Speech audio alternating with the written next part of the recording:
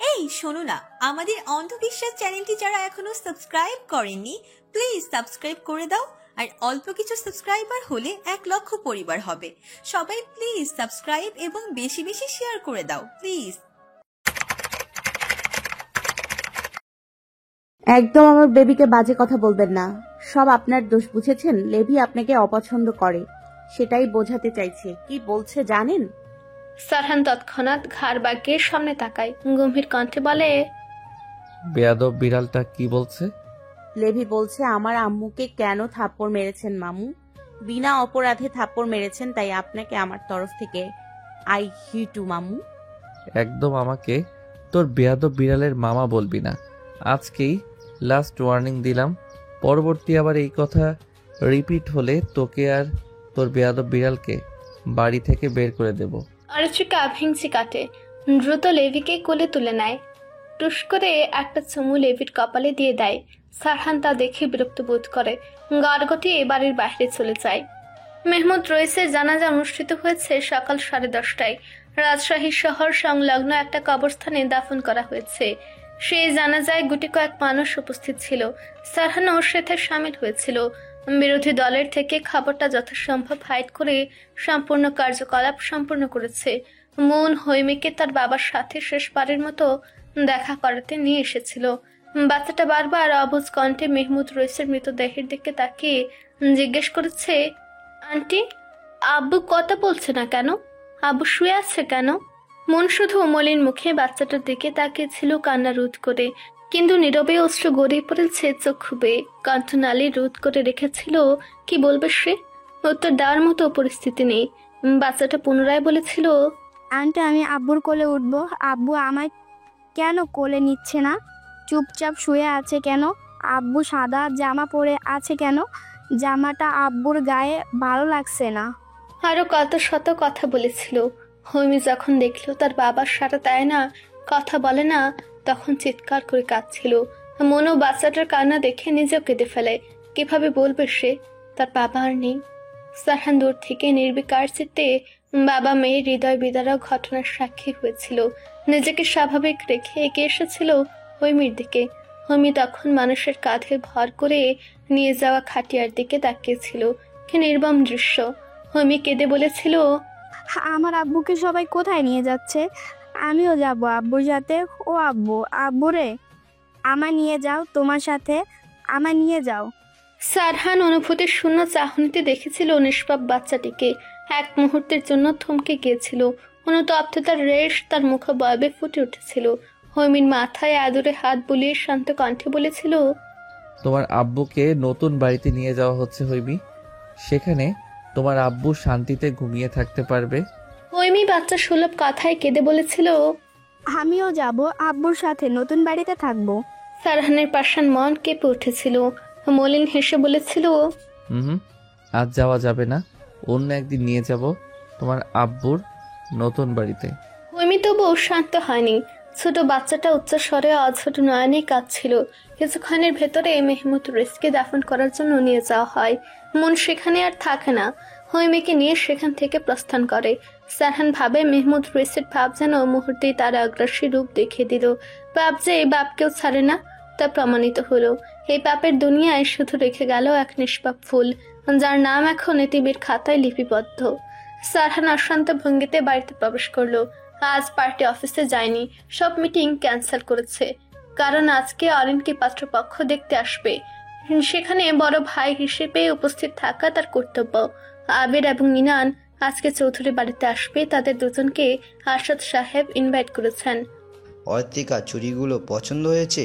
অরিত্রিকা নিজের রুমের বাহিরে দাঁড়িয়ে আছে, মন একটু উদাসীন। কেন হঠাৎ এমন হচ্ছে তার জানা নেই। একটু আগে তিশার কল এসেছিল। ভার্সিটিতে 2 দিন পর একটা প্রোগ্রাম আছে, সাংস্কৃতিক অনুষ্ঠান সহ আরো বিভিন্ন কর্মসূচি থাকবে। মেয়েদের শাড়ি এবং ছেলেদের পাঞ্জাবি পরে যেতে হবে, এটা ডিপার্টমেন্টের প্রধানদের সিদ্ধান্ত। এসব ভাবনার মাঝে ইরফানের কণ্ঠস্বর কর্ণকুহরে প্রবেশ করে। সে তৎক্ষণাৎ পাশে তাকায়, দেখে ইরফান দাঁড়িয়ে আছে পাঞ্জাবি পরে। অর্চিকা মৃদু হেসে উত্তর দেয়, হ্যাঁ, পছন্দ হয়েছে। ইরফানের মুখভাবে উচ্ছ্বসিত ভাব ফুটে উঠল। শান্ত কণ্ঠে বলল, চুড়ি পরেছিলি? হ্যাঁ, পড়েছিলাম গত রাতে। ওহো, কিছু নিয়ে চিন্তা করছিলি? অরিত্রিকা ইরফানের দিকে তাকায়, ইতস্তত ভাব নিয়ে বলে। হ্যাঁ, ইরফান জানতে চাইলো, কি নিয়ে চিন্তা করছিস? 2 দিন পর ভার্সিটিতে প্রোগ্রাম, সেই প্রোগ্রামে পার্টিসিপেন্ট করতে হবে। ফ্রেন্ডসরা নাচবে, কিন্তু আমি কি করব বুঝতে পারছি না। তুই ভালো গান গাইতে পারিস, আমার মতে তোর গান গাওয়া উচিত। অরিত্রিকা একটু চমকালো বোধ হয়। সে যে টুকটাক গান গায় সেটা তো ইরফান ভাইয়ের জানার কথা না, তাহলে জানলো কিভাবে? কৌতূহল বশত জিজ্ঞেস করলো। ইরফান ভাই, আপনি কি করে জানলেন আমি ভালো গান গাই? ইরফান হাসলো। 2-3 দিন আগে ব্যালকনিতে দাঁড়িয়ে গান গাইছিলি, তখন শুনেছিলাম। লুকিয়ে লুকিয়ে গান শোনা খারাপ অভ্যাস ইরফান ভাই। কিছু কিছু খারাপ অভ্যাস জীবনে থাকা দরকার, বুঝলি? আর কি কি খারাপ অভ্যাস আছে শুনি। ভালোবাসা। ইরফানের কণ্ঠস্বর দৃঢ় এবং শান্ত, চাহনি ভীষণ গভীর। এক দৃষ্টিতে তাকিয়ে আছে অরিত্রিকার দিকে। অরিত্রিকা হতবাক হয়ে গেল। ইরফান ভাই সব কি বলছে? তাহলে কি উনি কাউকে ভালোবাসেন? আগ্রহী হয়ে শুধায়, আপনি কি কাউকে ভালোবাসেন? ইরফান চওড়া হেসে বলে, ছোট হয়ে বড়দের পার্সোনাল বিষয়ে এত জানতে নেই। আমি বড় হয়ে গেছি, বলুন কাউকে ভালোবাসেন? হ্যাঁ, একজনকে ভালো লাগে, অথচ বলতে পারছি না। অরিত্রিকা কিছুক্ষণ মনে রইল। বড়দের মতো ভ্রুজগাল কুচকে কিছু একটা ভাবলো, অতঃপর গড়গড় করে বলল। টিপস দিব। ইরফান কিছুক্ষণ স্থির নয়নে তাকিয়ে রইল অরিত্রিকার প্রাণবন্ত আমোদিত চেহারার দিকে। তার বুকের মাঝে অনুভূতিটা প্রজাপতির ন্যায় উঠছে, অব্যক্ত অনুভূতি উগরে বাহিরে আসতে চাইছে। মায়াবী মুখখানা দেখে বক্ষ শীতল হয়ে আসছে। মন চাইছে এতদিনের গোপন করে রাখা প্রাণের কথা বলে দিক, কিন্তু না, এখন সঠিক সময় নয়। মেয়েটা তো এখনো তাকে ভালোবাসার নজরে দেখেনি। একটু সময় নেওয়া জরুরি। ঠিক সময় ছোট মামুর কাছে অরিত্রিকাকে নিজের করে নেওয়ার প্রস্তাবটুকু রাখবে। ইরফান মনের মাঝে চলমান অনুভূতি দমিয়ে রেখে বলে, দরকার নেই। অরিত্রিকা তো নাছুর বান্দা, জেদ করে বলে উঠল। তাহলে মেয়েটার ছবি দেখান, আমি ভাবির ছবি দেখব। ইরফান হতাশাপূর্ণ চাহনিতে তাকায় মেয়েটার দিকে। যে মেয়েকে সে পছন্দ করে বলে জানালো, সে মেয়ে নিজের অজান্তে তার ভালোবাসার মানুষটিকে ভাবি বলছে। যেদিন জানবে ভাবি আর কেউ নয় সে নিজেই, তখন কি হবে? ইরফান ভার মুখে বলে উঠল, অন্য কোনো দিন দেখাবো। অরিত্রিকা কিছু বলবে এমন সময় সারহানকে সিঁড়ির সামনে দাঁড়িয়ে থাকতে দেখে চমকে যায়। কণ্ঠনালী হতে বেরোনো কথা গলদেশে আটকে যায়। ইরফান অরিত্রিকাকে মূর্তির ন্যায় দাঁড়িয়ে থাকতে দেখে ঘাড় বাঁকিয়ে তাকায়। সারহানকে গম্ভীর মুখে দাঁড়িয়ে থাকতে দেখে হাঁক চুকে ওঠে। কিছুটা অপ্রস্তুত হয়ে যায় সে। হাসার ফান করে বলে ওঠে, আরে সারহান, কখন আসলি? সারহান তৎক্ষণাৎ উত্তর দেয় না, আগের মতো দাঁড়িয়ে থাকে স্থবির হয়ে। ইরফান অপ্রস্তুত ভঙ্গিতে বলে উঠল, নিচে চাচা ডাকছে, আমি তাহলে গেলাম। ইরফান আর এক মুহূর্ত দাঁড়ালো না।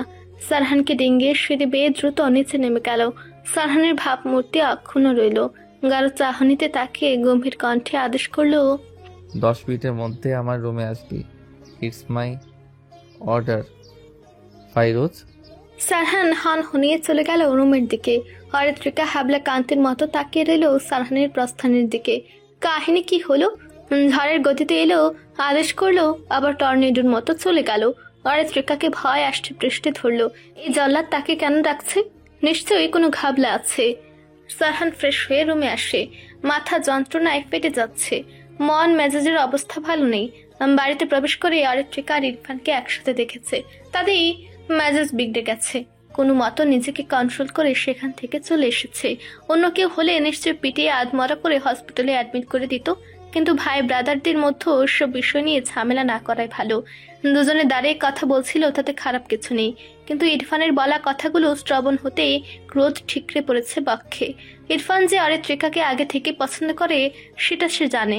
প্রেমিকদের অনুভূতি তার অগোচরে থাকা কখনো সম্ভব নয়। সে মানুষের চাহনি দেখে বুঝতে পারে মানুষটার ভেতরে চলমান অব্যক্ত অসুখ, আর ইরফানের মনে চলছে অব্যক্ত প্রেমাসুখ। সারহান ভীষণ আশ্চর্যিত হয় অরিত্রিকার বোধ বুদ্ধি নিয়ে। মেয়েটা যে এতটা মাথা মোটা হবে তার জানা ছিল না। একটা ছেলের মনে কি চলছে তা একটা মেয়ের থেকে ভালো কেউ বুঝতে পারে না।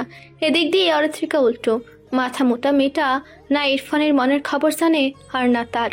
সারহান তো চায়নি অরিত্রিকাতে আসক্ত হতে, কিন্তু আসক্ত হয়ে গেছে। সে তো চায়নি মনের মাঝের কারোর জন্য দুর্বলতা অনুভব করুক, তবু সে করেছে। সব সময় চেয়েছে দূরে থাকতে, তবু কাছে আসছে।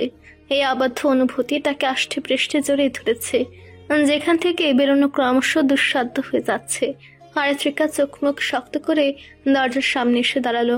আজ এসেছে সাহস সঞ্চার করে। যুদ্ধের আগে যেমন প্রস্তুতি নিয়ে যুদ্ধক্ষেত্রে নামে, ঠিক তেমন ভাবে এসেছে। আজ এমন তেমন কিছু একটা করলে চুং চাং ফু মানে কুংফু ক্যারাটে স্টাইলে সারহানের সাথে লড়াই করবে, কিন্তু নিজের দিকে তাকিয়ে হতাশায় ডুবে যায়। এই চিকনা দেহ নিয়ে কিভাবে লড়াই করবে? দেখা যাবে সারহান ভাইয়ের এক ফুটে সে উড়ে গিয়ে মেঝেতে পড়বে। মেঝেতে পড়লে এবার নিশ্চিত কোমর ভেঙে যাবে। এমন অবাস্তব ধারণায় ডুবে যায় সে। দরজার সামনে সঙ্গের মতো দাঁড়িয়ে না থেকে ভেতরে আয়।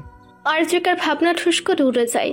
সারহানের কণ্ঠস্বর শ্রবণ ইন্দ্রিয়ে প্রবেশ করতেই সম্বিত ফিরে চক্ষু টান টান করে তাকায় রুমের ভেতরে। দরজা আধ খোলা থাকায় সরাসরি সারহানের সাথে চোখাচোখি হয়। তীক্ষ্ণ দৃষ্টিতে দৃষ্টি স্থির রাখার সাহস করে না, অপ্রস্তুত হয়ে দৃষ্টি ফিরিয়ে নেয়।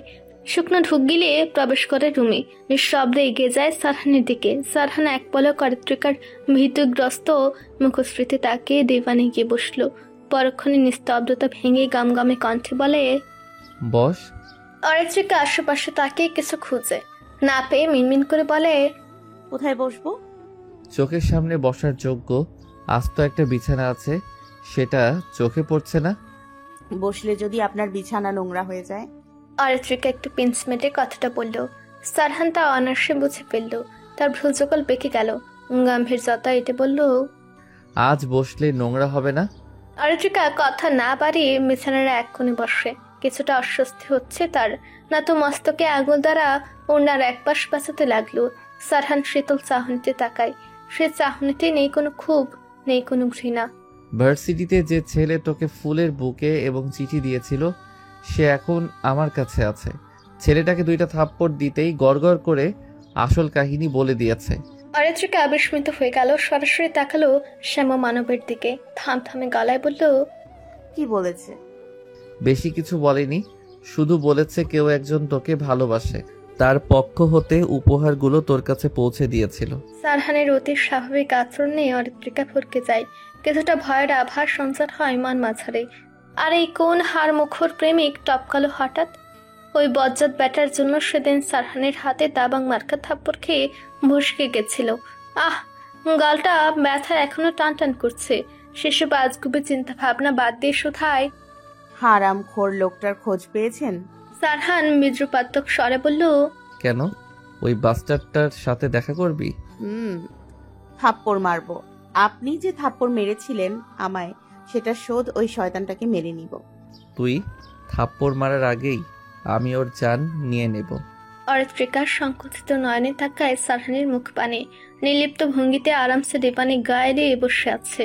আজকাল সারহানকে ভীষণ অন্যরকম মনে হয়। ভাবমূর্তি, কথাবার্তা, চাহনি ভীষণ অদ্ভুত। সেদিন রাতের কথা মনে আছে তার। এতটুকু ঠাড় করেছে সারহান ভাই বদলে যাচ্ছে। এই বদলানোর কারণ কি তবে সে? এমপি সাহেবের না হওয়া বিবেচান? এতটুকু ভেবে কেঁপে উঠল সে। তবে কি সারহান ভাই বুঝতে পেরেছে সে দুষ্টুমি করে ফোনে কথা বলতো?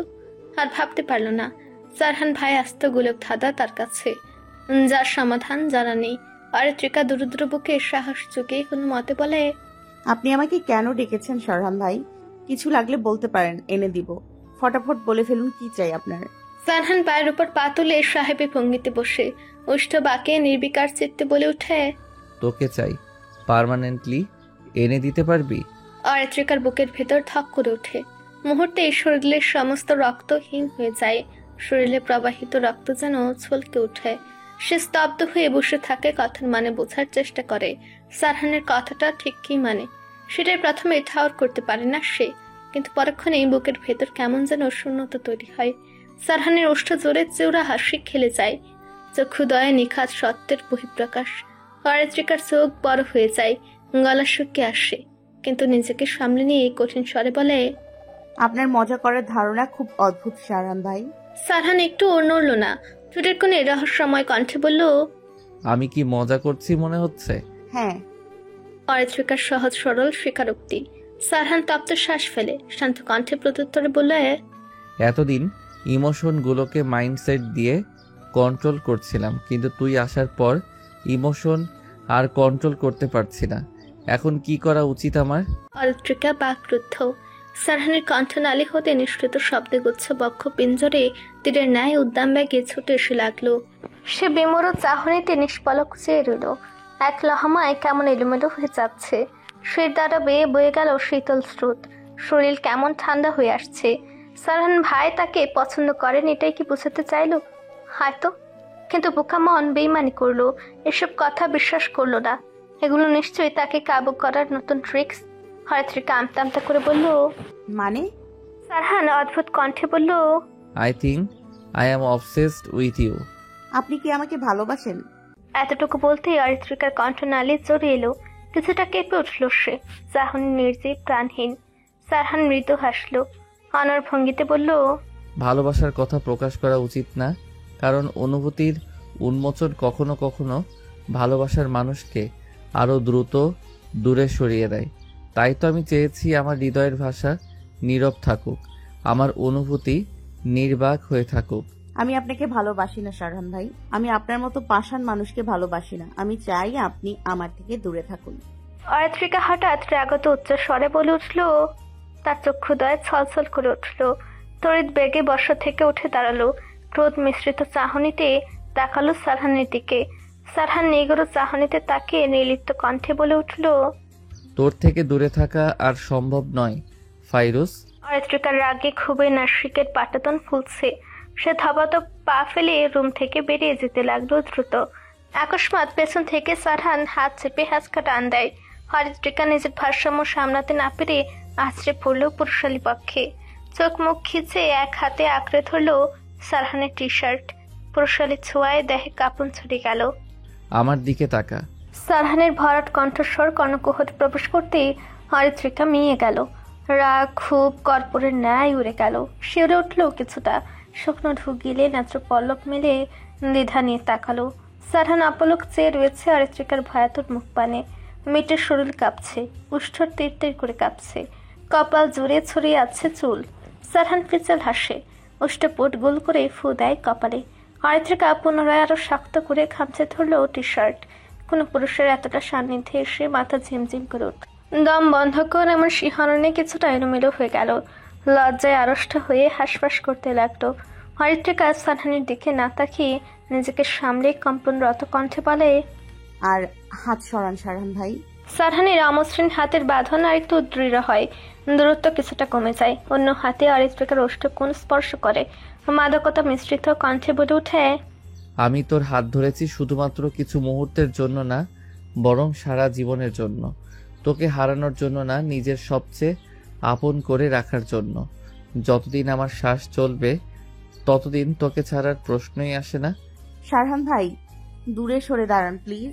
কেমন যেন দম বন্ধ হয়ে আসছে আমার। ঠিকঠাক ভাবে নিঃশ্বাস নিতে পারছি না। অরিত্রিকা নত মস্তকে জড়ানো ধীর কণ্ঠে বলে উঠল। সারহান নিঃশব্দে হাসল।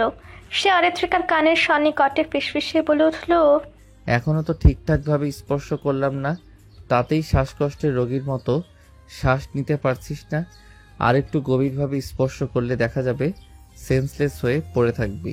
অরিত্রিকার গলা শুকিয়ে কাঠ হয়ে গেল। অবিশ্বাস্য চাহনিতে নেত্র উচ্চে তাকালো শ্যাম মানবটির দিকে।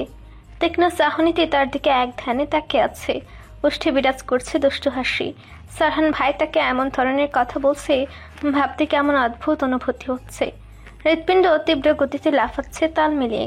সেই ধ্বনি প্রতিধ্বনিত হচ্ছে তার কানে। সারহান সোজা হয়ে দাঁড়ায়, ওষ্ঠ কামড়ে হাসে। একদম সঠিক জায়গায় তীর লেগেছে বুঝতে সময় লাগে না তার। গম্ভীর ভাবমূর্তি যেন কোথাও বিলীন হয়ে গেছে। গলা খাদে নামিয়ে বলল, আমি তোর চোখে খারাপ হতে পারি, কিন্তু তুই এখন যতটা খারাপ ভাবছিস ততটা নই। পরবর্তীতে তোর অনুমতি ব্যতীত ছুঁয়েও দেখব না, আই প্রমিস। তবে আমাকে যদি রাগিয়ে দিস তখন 2-4টা থাপ্পড় মেরে শিক্ষা দিয়ে দিব। এটা মাইন্ডে সেট করে রাখ। আমাকে থ্রেট দিচ্ছেন? হ্যাঁ। আপনি একটা মেয়েকে নিজের বেডরুমে ডেকে আটকে রেখেছেন, আবার এত বড় বড় কথা বলছেন। এখন যদি চিৎকার করি আপনার মান সম্মানের কি হবে ভেবে দেখেছেন? তুই আসলে আস্ত নির্বোধ। চিৎকার করবি কর, এতে আমারই ভালো হবে। অরিত্রিকা নাক সিটকায়। সারহানের বলা কথাগুলো এক কান দিয়ে শুনে অন্য কান দিয়ে বের করে দেয়। সারহানের ইঙ্গিত উপেক্ষা করে হঠাৎ চিৎকার দিতে লাগে। তৎক্ষণাৎ সারহান তার হাত দ্বারা অরিত্রিকার মুখ চেপে ধরে, চল শক্ত করে কঠিন দৃষ্টিতে তাকায়। পুরুষালী শক্ত মসৃণ হাতে বন্দি অরিত্রিকার অধৈর্য গোল। অনেকটা জোরালো ভাবেই মুখ চেপে ধরেছে সারহান। অরিত্রিকা কণ্ঠ নালী হতে কথা বেরোল না। সে হয়তো বিহব্বল ভঙ্গিতে তাকিয়ে রইল সারহানের মুখপানে। সে যেন হঠাৎ এহেন কাণ্ডে কিংকর্ত বিমূঢ় হয়ে গেছে। সারহান সরাসরি তাকায় দরজার দিকে। দরজা অল্প খোলা, তীক্ষ্ণ দৃষ্টিতে অবলোকন করলো সেদিকটাই। অরিত্রিকার এমন আবদ্ধ অবস্থায় থাকতে গলা শুকিয়ে কাঠ হয়ে আসছে, শরীর কেমন শীতল হয়ে আসছে, সবকিছু বেসামাল লাগছে। সে কখনো কোনো পুরুষের এতটা সন্নিকটে আসেনি, এই প্রথম সে কারো এতটা কাছে এসেছে। তবু নিজেকে স্বাভাবিক রাখার চেষ্টা করছে, কিন্তু এই অনুভূতি দমিয়ে রাখা কঠিন। সারহান তির্যক দৃষ্টিতে অরিত্রিকার দিকে তাকায়, দাঁতে দাঁত চেপে বলে, স্টুপিটের মতো চিৎকার করে নিজেকে বুদ্ধিমতী প্রমাণ করতে চাইছিলি? আমাদের এভাবে একসাথে এক রুমে পরিবারের সবাই দেখলে কি হতো ভাবতে পারছিস? অরিত্রিকা অশান্ত হয়ে কয়েকবার নেত্রপল্লব ঝাপটালো। সে কথা বলার জন্য উতলা হয়ে উঠল। অনেকটা সময় পার হয়ে যাওয়ায় শ্বাস আটকে আসছে অরিত্রিকার। দম বন্ধকর পরিস্থিতিতে পড়ে অবস্থা বেহাল। সে হাত দ্বারা সারহানের হাত ধরবে মুখ থেকে সরানোর জন্য। তখনই সারহান উত্তর না পেয়ে আবার কিছু বলতে যাবে, দেখলো অরিত্রিকা ছটফট করছে। সে মুখ হতে হাত সরিয়ে নেয়, চাপা ক্রোধান্বিত কণ্ঠে বলে, আমার সম্মান হানি করতে চাইছিলি চিৎকার করে? You are a idiot Fairuz. আমার সম্মান গেলে তোর সম্মান কি থাকতো? তোকে চরিত্রহীনা ভাবতো। পরিবারের সামনে নিজের সম্মান মাটিতে মিশিয়ে দিয়ে কিভাবে সবার সামনে মুখ দেখাতি, এই জন্যই তোকে সবসময় বোকা বলি। উক্ত কথাটি বলার পরে সারহান অরিত্রিকাকে ছেড়ে দেয়, দূরত্ব বজায় রেখে দাঁড়ায়। সিল্কি কৃষ্ণ বর্ণের চুলগুলোর ভাঁজে আঙুল চালিয়ে দেয়। চোয়াল শক্ত করে বিরক্তি সূচক শব্দ করে ওঠে। অরিত্রিকা হাঁপানি রোগীর ন্যায় হাঁপাতে থাকে, লম্বা লম্বা শ্বাস টেনে নিজেকে স্বাভাবিক করতে থাকে। এর মাঝে সাদাতের আগমন ঘটে। দরজা খোলা দেখে নক না করে হুড়মুড়িয়ে ভেতরে প্রবেশ করে। সারহানকে উদ্দেশ্য করে কিছু বলবে এমন সময় দৃষ্টি স্থির হয় অরিত্রিকার মুখপানে। কিঞ্চিত অবাক হয়। সাদাত সন্দেহ বাতিক কণ্ঠে জিজ্ঞেস করে, তুই ভাইয়ের রুমে কি করছিস?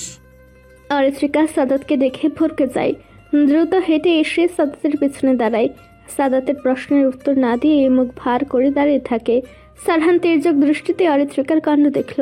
ট্রাউজারে দুই হাত পকেটে হাত গুজে বক্ষ টান করে দাঁড়ালো।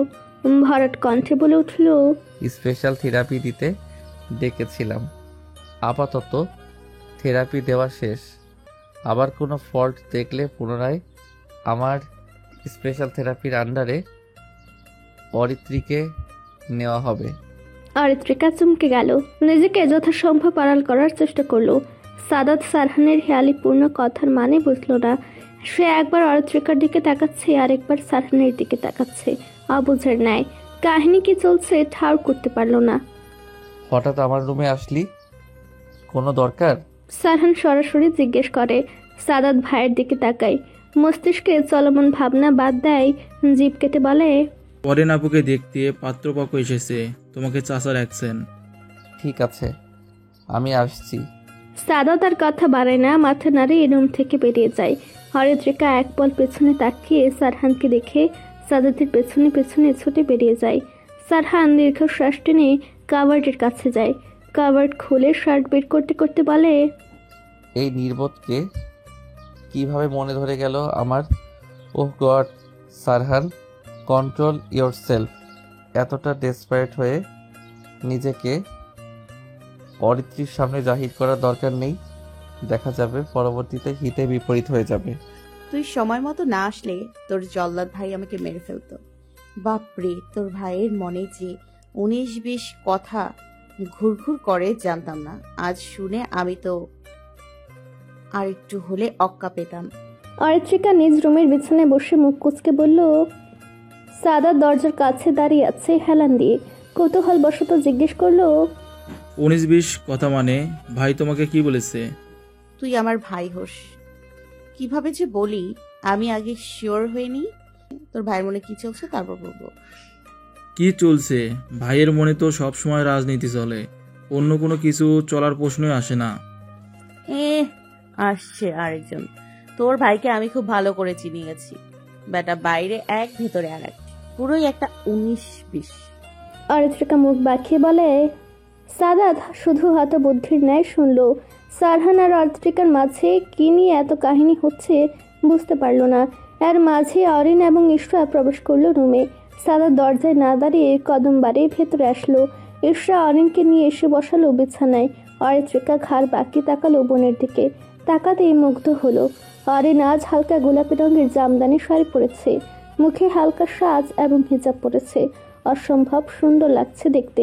অরিত্রিকা মৃদু হেসে বলল, আপু তোমাকে দেখতে হ্যাপি লাগছে, ছেলে দেখলে একদম টাসকি খাবে। অরিন চোখ পাকায়। অরিত্রিকা হেসে উঠে বলে, সত্যি বলছি, দেখবে ছেলে তোমাকে দেখে ড্যাব ড্যাব করে তাকিয়ে থাকবে। পাকনামি না করে দ্রুত রেডি হয়ে নে। এখনো ফ্রেশ কেন হসনি? ফ্রেশ হওয়ার সময় পাইনি। কি এমন কার্যসিদ্ধি করছিলি যে সময় পাসনি? একজনের বহু রূপ দেখেই টাসকি খেয়েছিলাম তাই। আচ্ছা তোমরা সবাই থাকো, আমি ফটাফট ফ্রেশ হয়ে নিই। কথাটি বলে অরিত্রিকা তড়িঘড়ি করে বিছানায় উঠে পড়ল। আলমারি থেকে ড্রেস নিয়ে দ্রুত ওয়াশরুমে চলে গেল। ইশরা অরিনকে উদ্দেশ্য করে বলল, আপু আমি তোমার রুমে গেলাম, এখনো আমার চুলের স্টাইল করা হয়নি। আচ্ছা যা। ইশরা এক পলক সাদাতের দিকে তাকিয়ে রুম থেকে বেরিয়ে গেল। সাদাতও কিছু একটা ভেবে বের হয়ে গেল রুম থেকে। ইশরা চুল বাঁধা শেষে অরিনের রুম থেকে বের হলো।